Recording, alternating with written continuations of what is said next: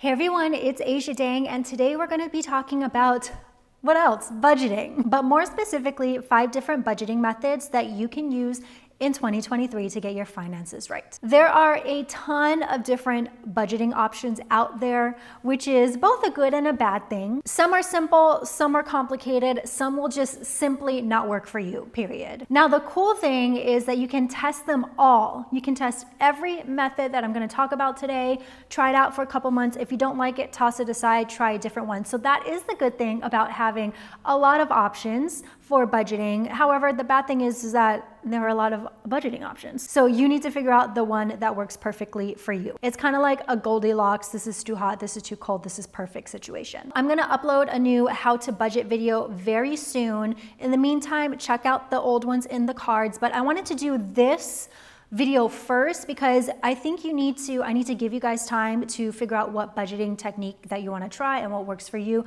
before I can actually like dive deep into the beginnings of how to start to budget. Now, there are definitely more budgeting techniques than the ones that I'm going to be talking about today. So if you want to add some of your favorite methods, please let us know in the comments. But today we're just going to be talking about 5. So let's just get into it. Here are the 5 different budgeting methods you can try for 2023. So the first budgeting method I want to talk about is the 50-20-30 method. Basically, 50% of your income is going to go to needs. These are your expenses that you need monthly to survive: rent, transportation, insurances, food, dog food. Remember to include your pets, things that you cannot live without. Then 20% is going to go into savings. Savings is kind of just like an umbrella category. This will also include not only your emergency savings fund if you haven't already saved up for it, but also retirement, also any kind of debt payments. So I would say 20% will go towards financial goals. And then 30% is going to go to wants. This is your dining out. This is your trips. This is your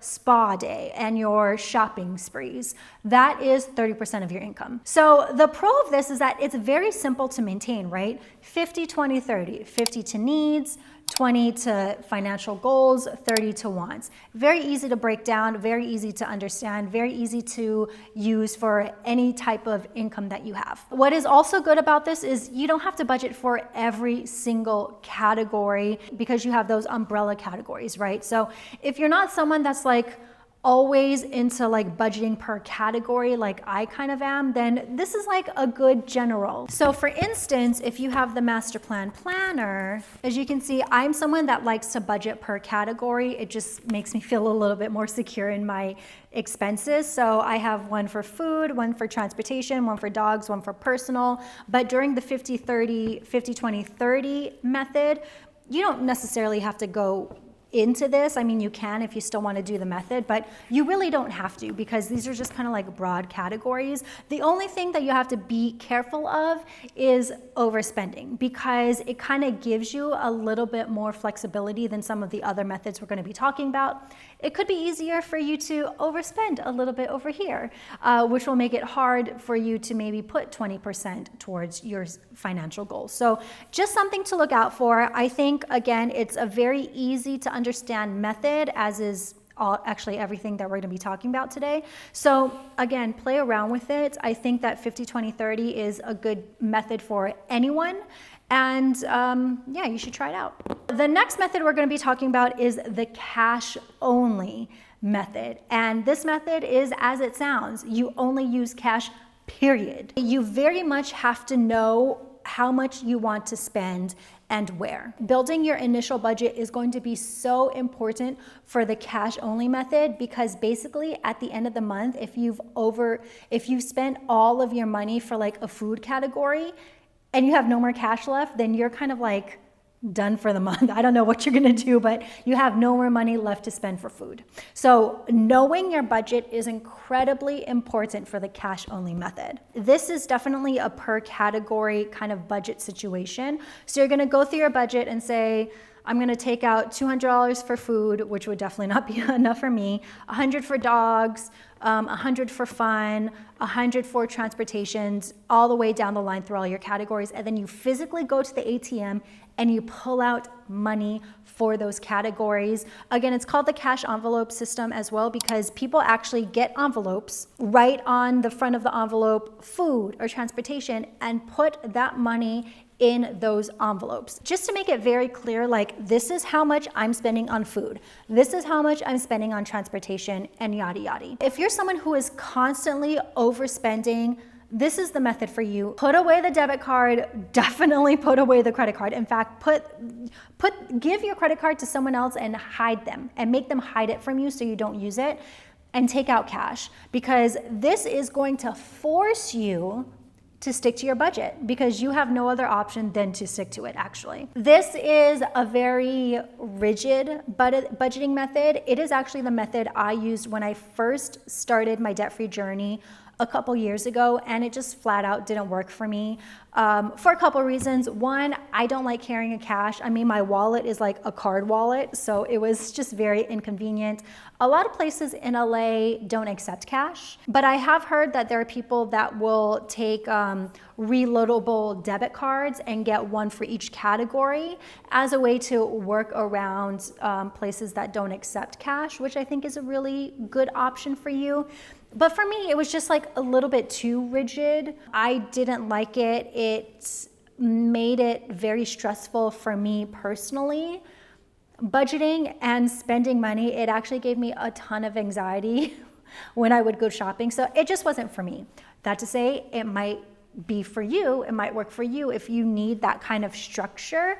But if you like a little bit more fluidity within your budget, that is not it. Now, the third method we're going to be talking about is the zero-based method. Zero-based budgeting is when the money coming in is exactly the same amount of money as going out. And if you were to look at it at your bank account, you would actually at the end of the month have a zero balance, because again, you're giving every single dollar a job to do, and that's where it goes. This also includes like your financial goals as well. But basically everything, again, coming in is going out. So if you get $1,000, 500 goes to rent, 100 goes to food, 50 goes to pets, 50 goes to transportation, 100 for fun, and then $200 towards financial goals. So I got $1,000 and I gave every cent a job, and I allocated that money to that job. If you want to be in complete control of your money, this is for you. You're basically micromanaging your money to the fullest, and you as a person probably wouldn't spend money that wasn't already planned for. This also means that you're going to be a little bit more involved in your budget every month.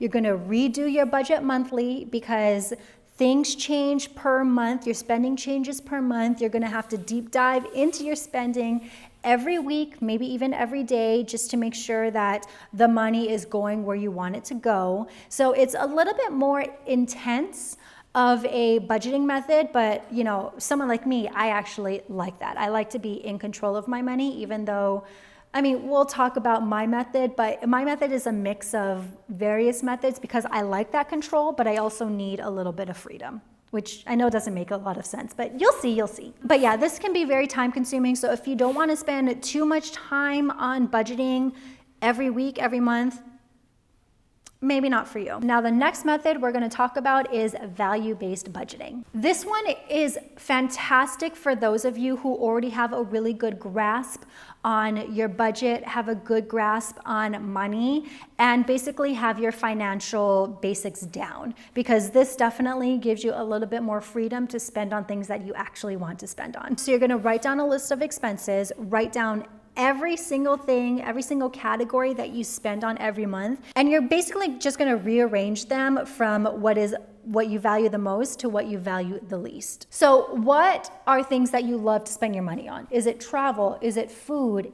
Is it your pets? Is it housing? Is it saving for retirement? Is it having the hottest, latest, greatest thing? Definitely be honest about yourself, because the value-based budgeting method is going to give you a little bit more freedom to do what you want with your money? What are you willing to spend more on? And what are the categories you're willing to sacrifice in order to spend more on the categories that you value? So for me, for instance, I value like my skincare, something that someone would consider a want, I consider a need, but I would sacrifice spending money on clothing. I would sacrifice spending money on transportation in order to spend money on facials every month or a facial gadget. Those are things that I would prefer to spend my money on. We also know that I like to spend my money on food, and I like to travel comfortably, and I'm willing to sacrifice other categories in my budget to be able to spend more on things that I value. And the last budgeting method we're going to be talking about is the You Do You Boo budgeting method. It's not an actual title. It's basically just like, do what you want, do what feels good. It's personal finance, which means it's personal to you. So even though I gave you a list of basically 4 main budgeting methods, you can pull from some, you can make up your own, you can mix and match, do whatever you do in order to help you feel inspired, encouraged to budget and stay within your budget every month. If you are new to budgeting though, I would definitely recommend you stick to one of the first 3 methods that I talked about, 50-20-30, cash only, or zero-based budgeting, because before you're able to be a little bit more free and flexible with your budget, you again have to have your basic budgeting knowledge down before you're able to have a little bit more fun with it. So if you're new to budgeting, use the top 3. If you've been doing it for a couple years like me, feel free to explore. I did a whole kind of like paycheck routine method, I think maybe last year. I'll put that in the cards. But for me, my method is kind of like a mix of 50-20-30 / zero-based budgeting / value-based budgeting. It's kind of chaotic, but it works for me in my mind. So instead of 50-20-30, I basically do 50-50. 50% goes to my needs. So rent, food, dogs. I don't necessarily have a budget per category, but I just put 50% of my money, keep it in my checking account, and leave it for my monthly needs. And then the extra 50% goes towards my savings goals. Once the money is separated, I decide what I want to spend my money on based on the values that I cherish that month. And then with the zero-based method, I basically just use the zero-based method for my financial goals. So again, I split my paycheck 50-50, 50% goes to, my monthly needs, and I kind of spend based on, what I value at that time and at that month. And then for the 50% for my financial goals, I kind of use like a zero-based budget in which once I get that 50%, every dollar that is in this kind of bucket has a job to do. So some money will go to my Beyonce sinking fund, some money will go to like my retirement account, some will go into my down payment account, and I will just go through all of my savings goals until this bucket is 0. So again, it is a little much. It is a method that I developed over the past, 4 years of me budgeting, where it gives me a little flexibility for my monthly spending, but it makes me very, very targeted on my financial goals. So again, it's a mix of 3 different things, and I don't say that to kind of freak you out. I'm just saying that in order to inspire you and remind you that there are different ways for you to plan your money. If the first 4 things that I mentioned aren't really like vibing with you, you can definitely you can definitely pick and choose little kind of things within those methods that speak to you and build your own. But again, if you're new to budgeting, don't do that. Stick to the first 3. All that to say, remember that personal finance is personal, right? So just because something works for me doesn't necessarily mean it'll work for you. And just because I mentioned these 5 methods doesn't necessarily mean that they'll work for you either. And the cool thing about budgeting is that you can test out every method that I mentioned without doing harm to your budget. You're still budgeting. You're just trying to figure out what works for you. So if you try the cash only method like I did and you're like, I don't like it, try something else. Test out a method for a month or two, see if you love it or not. If you don't love it, think about what it is you don't love about the method. Like again, the cash only method for me was a little bit too rigid. It gave me a little bit too much anxiety. So I moved on to the next one and it ended up working out for me. And then 4 years later, I've like combined 3 different methods and it works even better for me. So just remember, don't get frustrated. It is very much a learning curve to something like this, but I just wanted to give you an options before I break down the how-to budget, because I want you to kind of like figure out what method works for you before we kind of like dive in, or what method you think will work for you before we dive into like the nitty-gritty of a how-to. Okay, so I'm Aisha Dang. Thank you so much for watching. Again, if you have another method you would like to add to this conversation, please let us know in the comments. Thank you so much for watching. Please like, share, and subscribe, and I will see you in the next video. Okay, bye.